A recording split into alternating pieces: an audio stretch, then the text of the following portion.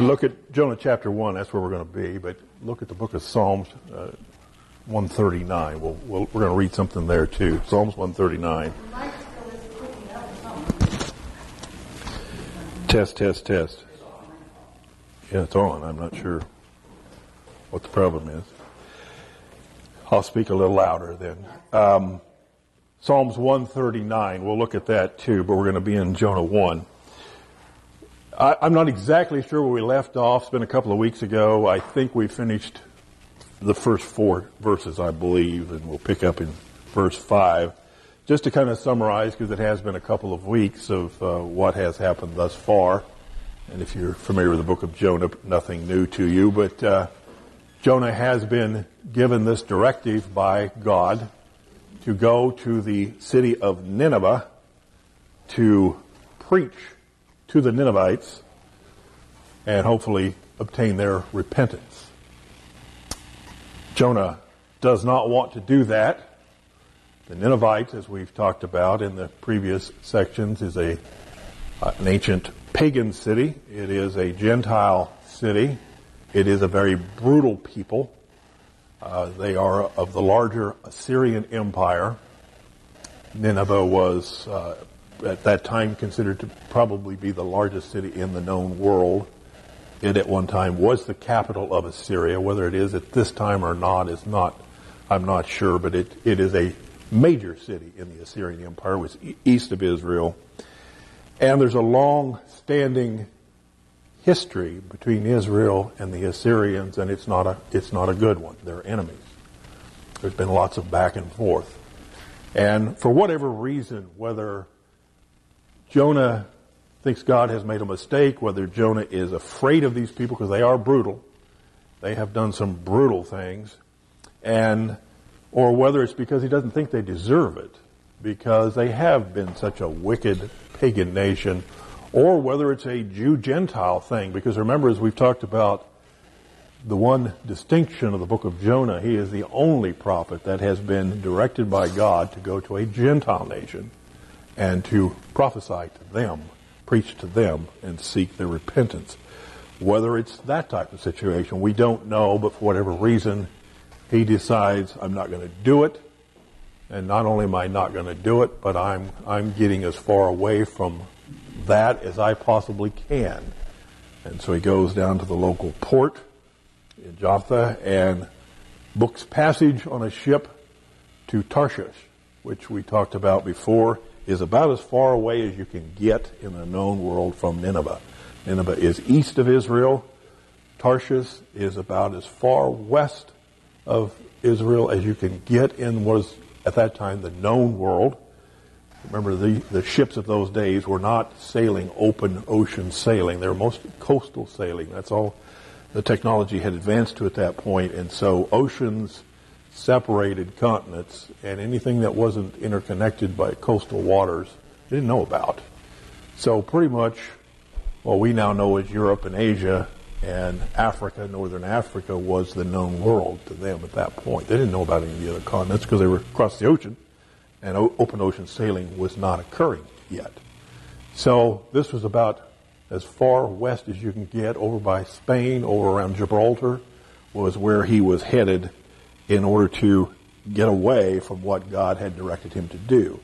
And remember, we talked about that in First or Second Kings, I can't remember which it is, but Jonah is mentioned as a prophet, and that he did prophesy that the borders of Israel would be enlarged at some point, which they were under King Jeroboam II, who was in power at the time of Jonah's life.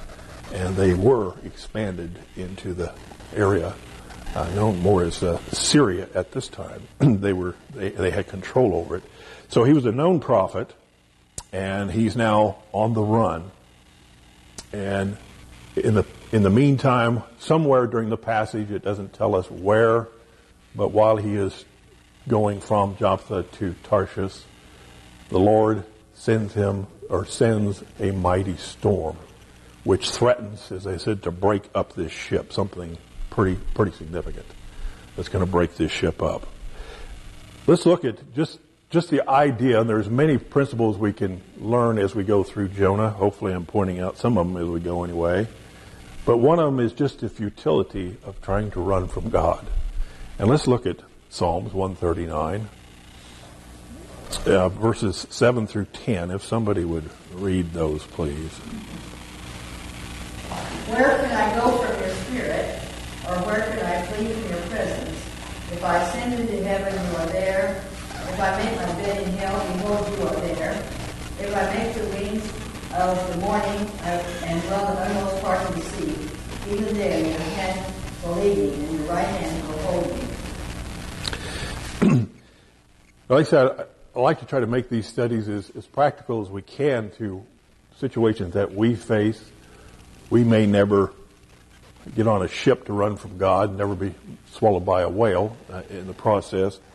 But do we ignore God? Do we run from God? Oh yes, we do that all the time. Thinking that somehow we can hide or run from God. And as this verse tells us, and there's many other passages that tell us the same thing, and as the book of Jonah tells us, the futility of trying to do that. God is everywhere. God is everywhere. Wherever you will get, He's already there.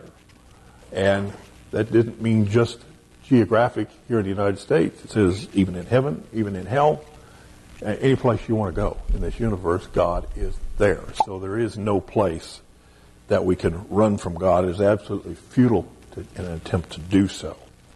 And we should understand that, even though we often try to do that. So that is kind of the setting that we have thus far of what has happened.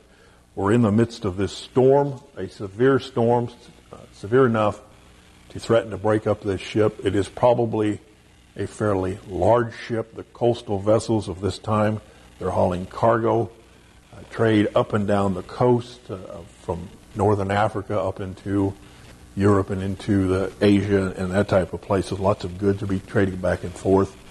As I say, these types of ships are not ocean-going vessels. That technology of sailing hasn't been invented yet to navigate open waters. Now they do sail, but not out in the open waters.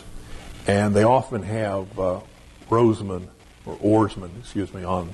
on board as well. And the typical ship of this day, buying up and down these coastal waters, would be about 30 to 60 oarsmen could be on there. If they're 60, they're probably in a double-decker type situation. 30 oarsmen below, 30 above. So it's probably a ship of this size of configuration, a large ship, and the storm is severe enough, threatening to break that ship up. That's what we're dealing with. Okay, let's look at verses 5 and 6. If somebody read those, please. Then the mariners were afraid, and every man cried out to his God, and threw the harbor to present the ship into the sea, to lighten the load. But Jonah had gone down into the lowest parts of the ship and lain down and was fast asleep. So the captain came to him and said to him, "What do you mean, sleeper? Arise, call on your God. Perhaps your God will consider us, so that we may not perish." Kind of interesting what we see the two different groups doing. The pagan crew versus the godly prophet, of what they're doing in this situation. The pagan crew is crying out to their gods. False ones albeit, but they're crying out to God, and they're doing everything practical that they know, which is, people often do, in fact, too often, we'll try to do the practical things first before we go to God, but they're throwing the cargo overside, trying to lighten up the weight of the vessel so it won't ride so low in the water and have a tendency to be swamped then by these waves. So they're attempting to lighten the load and do something. That's what they're doing. They're up and active as things are falling apart around them, and the man of God is below, totally asleep and totally oblivious to what's going on. Now, he should be the one that's praying to his God. He knows the true God. He'll admit this as we go on to further verses here. But that's not what he's doing. He is asleep in the midst of this. Again, too often, unfortunately, like Christians, even today. Again, we may not be out in an open vessel being threatened by being swamped, but look at the chaos going on around us just in our nation today. And yet, how many Christians are asleep, not doing much about it, of what's going on, or more particularly, knowing that even if there isn't chaos going on around us, we know that underlying everything is literally heaven versus hell, in that people, everybody who is alive today is going one place or the other, and that we as Christians have been given the gospel message to take out to the world to tell them that if you don't change, if you don't understand, if you don't accept Christ, here's what your eternal destiny is. That is existence every minute, every second of the day, and yet how many of us are asleep and really don't do much in response to that? Don't go out and do much to try to witness to other people or in any way engage in doing things for other people, knowing that heaven and hell is at stake for every one of those people. That's definitely a raging storm that's going on in the world. That's definitely something that Christ told us to do in the Great Commission, to go out and talk to these people. And if we're not actively engaged in it by some method, and there's many ways we can do that. We each have gifts. We each have things we can do. Some are better at talking to people. Some are better at supplying the money. Some are better at organizing. There's all sorts of things we can do. But unless we're actively engaged in doing something, we are just like Jonah. We're underneath the deck, asleep. And just like Jonah, when the prayer session's going on upstairs, he's downstairs asleep, and obviously not doing what he should be doing. We can even be asleep as Christians, even though we may attend church, although we may talk the talk, but if we're not walking the walk, if we're not actually here, not just physically, but mentally and spiritually, if we're not actively engaged in worship here on Sunday mornings as opposed to a passive, I'm just here to be entertained, we're asleep. We're not doing what we should do. So we're a lot like Jonah in that regard, that we're asleep when we should be doing other things. And interestingly enough, it's the pagans that have to come tell him what he should be doing, to get up and be doing stuff. And I don't know how many of you have had that experience. Probably most of you have. I've had that experience.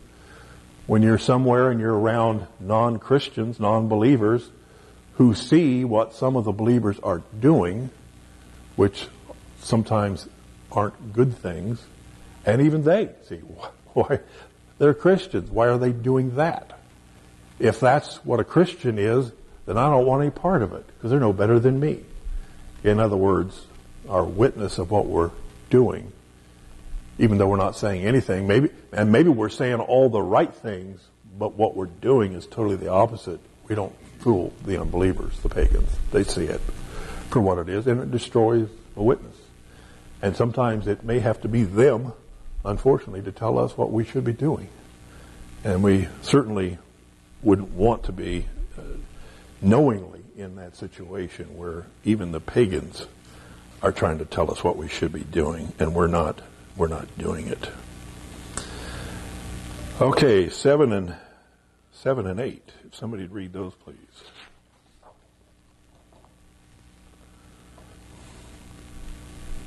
And they said to one another, "Come, let us cast lots, that we may know for whose cause this trouble has come upon us." So they cast lots, and the lot fell on Jonah. And they said to him, "Please tell us, for whose cause is this trouble upon us? What is your occupation? Where do you come from?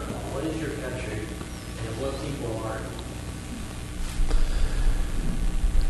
Somehow, don't know whether it's by accident, by design of God, we really don't know, but somehow these pagans have some spiritual insight here. And I probably the safest assumption is that somehow God has given that to them. They're casting lots, which is a pagan practice, but even through that, God has given them some sort of insight that this isn't just a normal storm. There's somebody at fault here. And that wouldn't be a normal reaction to a storm, that you would figure that somebody's to blame for this. But that was there. Of course, they were very superstitious people. And that may be account for some of it. Perhaps they were engaged in it for wrong reasons, this speculation, this casting of lots. But for whatever reason, their attention fell towards Jonah. So wrong motives perhaps, wrong practices perhaps, but they came to a right conclusion. And we can only probably safely assume that God somehow brought spiritual insight to them, that they realized somebody was at fault, and their attention now starts to turn to Jonah and starts questioning him of just, they don't know anything about him. He's a passenger, and they want to know just who are you? Where are you from? What do you do? And as much as they can about him to see why that he may have brought this upon them. Okay, verses 9 and 10. He said unto them, I am Hebrew, and I fear the Lord, the God of heaven, which hath made the sea and the dry land. Then were the men exceedingly afraid, and said unto him, Why hast thou done this? For the men knew that he fled from the presence of the Lord, because he had told them. So again, who's the people that are identifying the problem? The pagans. Why have you done this? Once they hear who he is, and that he's worshiping the God, the creator of all the earth, they're even puzzled as to why have you brought this upon us? Why have you done what you've done? Jonah says he fears the Lord. Has he shown any evidence at this point that he has much fear of the Lord? Anybody? No, not really. And yet, they understand that if you truly believe this is God, the creator of the universe, why aren't you afraid of him? Why aren't you doing what he says to do? Why are you doing what you are doing here and bringing this calamity down upon us? I believe we talked about that a little bit the last time we met, in that sometimes we can be outside the will of God, even though we're doing something that under the right circumstances may be perfectly okay. As we talked about last time, Jonah taking a trip from Joppa to Tarshish under the right circumstances would have been perfectly acceptable. But under the present circumstances, when he was doing it for the wrong reasons, it was not an acceptable act. For the crew, what they were doing was perfectly acceptable. They weren't running from anything. They were doing their job. But look who's getting hurt in all of this. The innocent as well as the guilty are being hurt. And that can sometimes happen, I think, for us too, as Christians. If we are walking outside the will of God, not doing what we know we should be doing, not only is it detrimental to us, but it can be detrimental to those around us as well. The negative witness that it can be to others who may never actually speak to you about spiritual matters, but just observe what you're doing and realize there's a conflict between what you say and what you do, and therefore are not interested in hearing anything about Christianity. Or to those who have no intention of becoming Christians, but are just innocent bystanders and get hurt in the backwash of what is happening to you. That things that you were supposed to be doing, you're not doing, and as a result, somebody is being hurt. If nothing more than just failing to preach the gospel to somebody who's an unsaved person. They're definitely going to be hurt if you're not doing that. You may not be the only one responsible for that, but you may be one within God's plan of who would witness to that individual. You may cause them to delay coming to Christ, and things would happen to them as a result of that delay. We never know what the ramifications would be.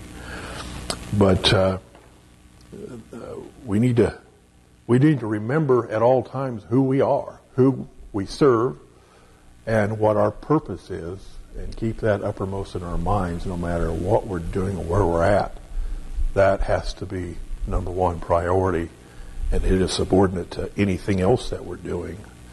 And even if we're doing other things that are perfectly acceptable under the right circumstances, if we're doing them at the expense of doing the things God wants us to do, then they're wrong at that particular time. Okay, very quiet bunch today. Is everybody okay? Everybody are asleep? Or? Interesting on 9 that he said, I fear the Lord, the God of heaven, who made the sea and the dry land. He was a creation guy. That's what I say. He was. I mean, he knew who God was. He knew he was a true God. He knew he was the creator, and yet he apparently disagrees with him. Well, you really don't want me to go to Nineveh, or they really don't deserve being saved, or something, and he runs. So he's putting aside everything he knows, and we've probably all seen that too. I've experienced. I'm sure Pastor Doug has probably experienced it multiple times. Counseling with somebody who says, "I know what I'm about to do is wrong, but I'm going to do it anyway." You ever had that, Pastor Doug? People do that? Where people come to you for counseling and they'll basically tell you I know what I'm about to do is wrong, but I'm going to do it anyway? Yeah. That's pretty common practice. Yeah. I've experienced that with people, and probably if I dig deep enough, probably have done it, even though I may not want to openly admit it, and may not even want to admit it to myself, but probably have done it. It's not an uncommon thing to do. So, and that's exactly what Jonah is doing here. He is doing just exactly that. I know what's right. I'm just not going to do it. Even though I know the true God, I fear him, or at least I say I fear him, and but I'm just not going to do it. Not a terribly uncommon thing, unfortunately. Forced to do. He would have known the consequences of it too. Well, he may not have known the exact consequences of what it would be, but he sure should have known. I mean, the Psalms were in existence as of the time of Jonah, the 8th century B.C. I mean, they had been written prior to that. So he's probably familiar with the Psalms and the one we read. He probably should have known that, and several others to know. You can't run from God. You can't do that. But again, how often when we get in that mode as individuals, Christians, that I know what's right, but I'm not going to do it, are we thinking rationally anymore? No, we're not. We're not thinking rationally anymore. We're not thinking spiritual anymore. We're thinking in accordance with the circumstances. Here's what I'm going to do. And we're being rebellious. We're just flat out rebellious at that point. There's no other way to put it, that we're being rebellious, and therefore logic, or God's logic, we totally put aside. And even though we know that we can't escape God, this won't go unnoticed. It isn't that I can do it and God won't know I did it. He'll know all those things, but we put all that aside, and we're being flat out rebellious at that point. I think that Jonah was very rebellious, but I think in my own life, sometimes I'm just kind of complacent. Like I'm just in the middle, just going along, and I don't, it's not like I'm up or down either way. I think of these pagans, they're casting lots, they're afraid, they believe in all kinds of different spirits and different things and calamities that can happen to you, and they're always trying to manipulate their world with these casting lots and then figuring out who is the bad person in the boat, and their life is a lot like that, and they're always on the edge of trying to figure out how to make things better, and we're just so complacent. It's so easy to be a Christian who is kind of blown along with it. And I think that's exactly right. That's probably a good term, complacent, in that we may not be in open rebellion, but we become lazy. We become negative about the thing that I should be active, and I just don't feel like it. I'm just going to be passive in whatever I'm doing. That, like I say, you can come to church on Sunday morning, and there's a difference between passive and active worship. I consider a passive worshiper somebody that just comes, I'm here, entertain me. I don't want to do anything, and if you don't entertain me, then it's your fault if I walk out of here not feeling uplifted. As opposed to an active worshiper is saying, you're not here for anybody to entertain you. You're here to worship God. It's your duty to worship God, not mine to see that you worship God. It's yours to worship God. We'll try to facilitate that the best we can through teaching or Pastor Doug's preaching or whatever. But that's just a method of facilitating what you should be doing is here out of gratitude and gratefulness to God and worshiping God. If we're not doing that, then we're in that what you call, and rightfully so, the complacent mode, or perhaps even the negative mode of what we're doing. We're not that much different than Jonah at that point of doing the same thing. We're where we should be on Sunday morning, and we're going through the motions of what we should be doing, but we're just going through the motions. We're not really getting anywhere. We're just spinning our wheels. We're not really doing anything. And that would be what we see here, Jonah below deck asleep. That would be the passive worshiper, pretty much asleep and not paying attention. All these things had to happen for us to have a Bible to learn from and to learn the consequences of, and to know what we could and could not be forgiven for. That's exactly right. Yeah. That's right. All these That's right. things, if they wouldn't have happened, if they wouldn't have been left to happen 2,000 years later, we would know maybe all the rights and wrongs and the consequences of them and what we can and can't. You're exactly right. And that's one of the things I've said, and I think I started this study out, that we've got to understand, even when we look into the Old Testament, and there's so many people that don't like to study the Old Testament. They think it's just a bunch of ancient history about a bunch of old moth-eaten men that are gone. And just Jewish history, what do I care about that? But you're exactly right. Every one of these, in fact, I would probably argue every word is in the Bible is for our purpose. And it's to teach us a lesson. And the story of Jonah, which hopefully we're doing, isn't just a nice little story. Oh, well, isn't that wonderful, like Aesop's fables? It's not that. It's a practical lesson to say, you're a lot like Jonah. You do the same thing. Different circumstance, different situation. His has been embellished beyond what we deal with. Like I say, we're never going to probably be thrown overboard and cause a storm and be swallowed by a whale. But it is made fantastic in order to put it in our minds, but we can relate to it and say, he's just another human being. And what I really think is interesting is to note that we think we are so sophisticated now in the year 2018, but when we really get down and dig, say, we do the same things they did back in the 8th century BC. 3,000 years ago, human nature hasn't changed. Circumstances have, but human nature hasn't. And God knew that, and that's why these stories are in here. That's another reason why I love the Bible, and I believe the Bible to be true. If this was a fake book, God could have created superheroes. Everybody did everything right. That would be our model to go by. These great superheroes that did everything right. Well, He didn't. He just put in normal people doing normal things that we all do too. And from that we can learn lessons, what they did right, what they did wrong, what they did after they realized they were wrong, what were the consequences, therefore what are the consequences for us. You're exactly right. We need to learn and believe things that we maybe can't explain. That's right. That's right. That's right. Yeah, and there is some, it's just a matter of faith, and we'll have that too as we get down here a few more verses. We'll have an area where we're going to have just some faith, some degree of faith, even though we don't understand it all. Preacher this week talking about God allows heresy to come into the churches. He even told them it would, to wake them up. Yeah. If they're just sitting there apathetic, everything's just going along perfect. They don't get into the Word. They don't check it out.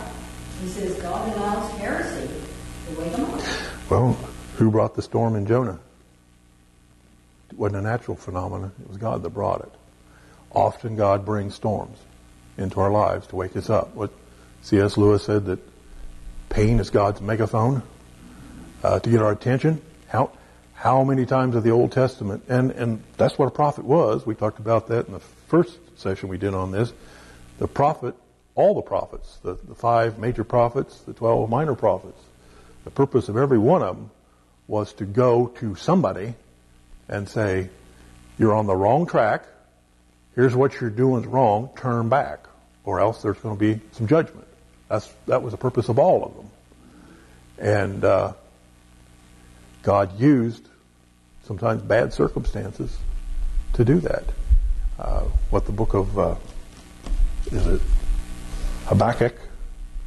He was the one that was astonished, wasn't he, that God is going to use the Babylonians to teach the Israelis a lesson. He said, hey, they're bad people. How come you're going to use them? But God was using, as you say, heathens to come in and teach the Israelis some lessons. And not just to punish them for the sake of punishing them, but to get their attention, always with the intent that you can always repent and turn back. And I'll willingly embrace you. Always that lesson is throughout the Bible. The prodigal son will be the same way. It's just throughout the Bible. God saying, punishment for doing things wrong, but I'm always standing there willing to take you back into my arms. If you want to turn back, always. That theme runs throughout the Bible.